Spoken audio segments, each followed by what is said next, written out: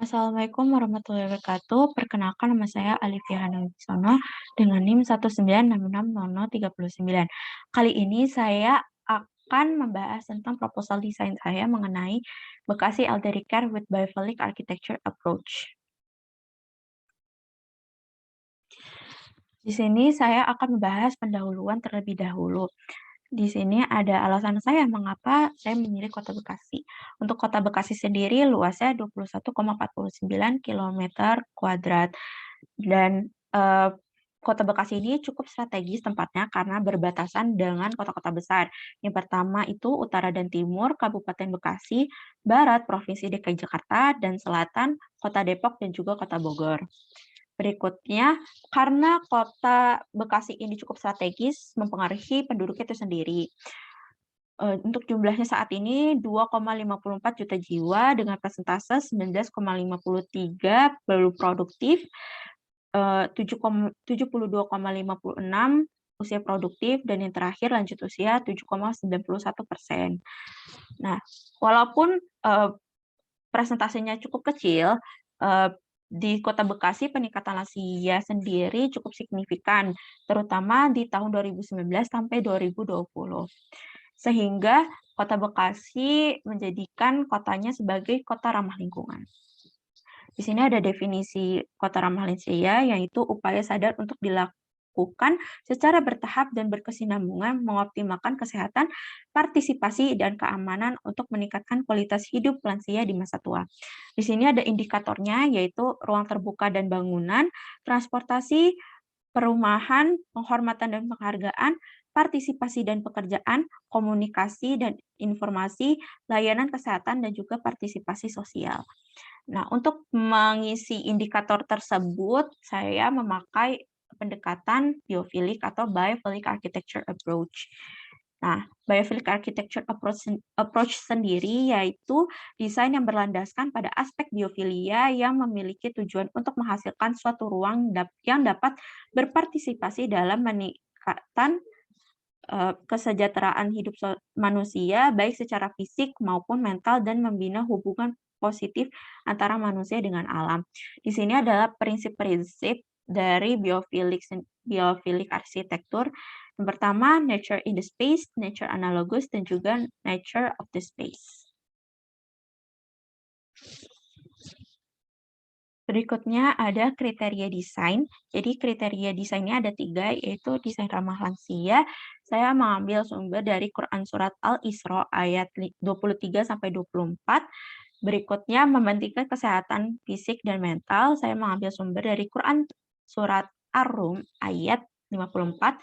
Dan terakhir, memperhatikan hubungan manusia dengan alam. Saya mengambil sumber dari Al-Baqarah ayat 11. Berikutnya ada ruang lingkup desain. Untuk penggunanya sendiri, saya mengambil dari lansia, dewasa, remaja, dan juga anak-anak. Lalu untuk lokasinya, saya mengambil di Jalan Raya Keranggan, Kelurahan Jatiraden, Kecamatan Jatisempurna, Bekasi. Alasannya karena lokasinya cukup strategis dan juga kawasan bebas banjir.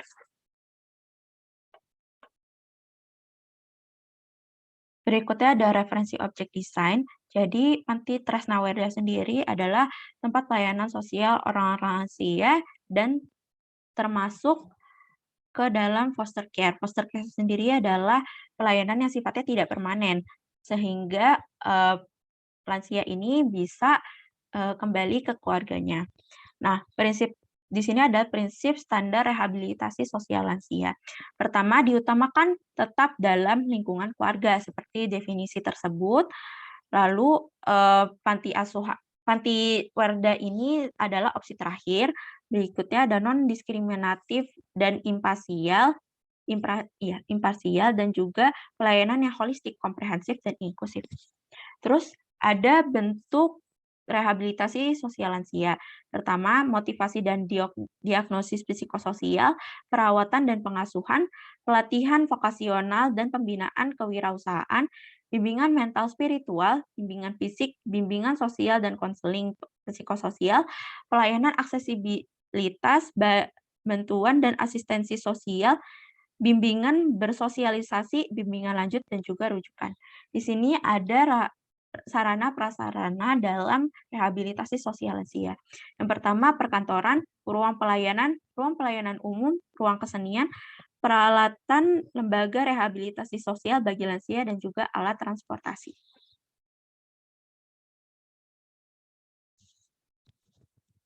Berikutnya ada referensi pendekatan. Untuk prinsip-prinsipnya sendiri, saya sudah memilah-milah. Yang pertama dari Nature in the Space, saya mengambil hubungan secara visual, hubungan secara non-visual, kehadiran air, dan juga cahaya dinamis yang menyebar. Yang berikutnya ada Nature Analogous, saya mengambil bentuk dan pola biometrik, kompleksitas dan keteraturan, dan yang terakhir Nature of the Space, saya mengambil prospek dan juga tempat perlindungan. Berikutnya ada data tapak. Untuk tapaknya sendiri berada di Jalan Raya Keranggan, Kelurahan Jatiraden, Kecamatan Jati Sampurna, Bekasi. Untuk luasnya sendiri yaitu 8.000 meter kuadrat, dan di sini ada analisis SWOT-nya. Pertama ada strength, berada di tempat yang strategis, tempat cukup asri, dan juga di kawasan yang bebas banjir. Berikutnya yaitu weakness, tingkat kebisingan cukup tinggi, jalan berpotensi macet, dan juga hawa kota Bekasi yang begitu panas, dan juga cuacanya yang tidak menentu. Berikutnya yaitu opportunity, yaitu jalan sering dilewati warga atau jalan utama, akses menuju tapak cukup mudah. Dan yang terakhir threat, warga asing terhadap panti jompo, dan juga akses ke tapak juga kurang lama berjalan kaki. Berikutnya ada proses desain. Untuk proses desainnya sendiri, saya di sini ada ide desain. Saya mengambil tagline Feeling Alive.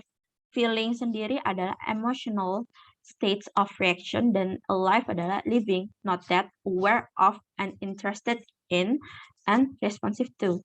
Jadi feeling alive sendiri bisa diartikan sebagai setiap orang memiliki harapan untuk tetap terus hidup, terutama di masa senja. Di sini ada prinsip-prinsipnya, ada feeling secure, feeling productive, feeling peaceful, feeling grown up, feeling balanced, feeling of togetherness.